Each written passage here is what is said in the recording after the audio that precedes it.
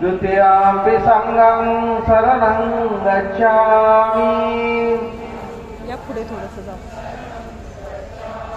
तृतीयापि बुद्धं शरणं गच्छामि तृतीयापि धम्मं शरणं गच्छामि तृतीयापि संगं शरणं गच्छामि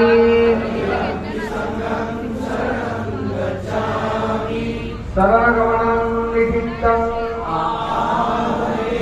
पाणातिपाता वैरमणि सिक्खापदं समादयामि अदिन्नादाना वैरमणि क्षमा करा मी अदिन्न बोललो नाही.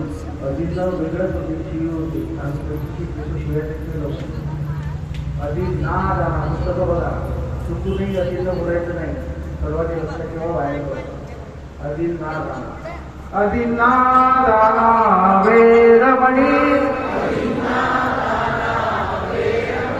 सिक्खापदं समादयामि कामेषु मिच्छाचारा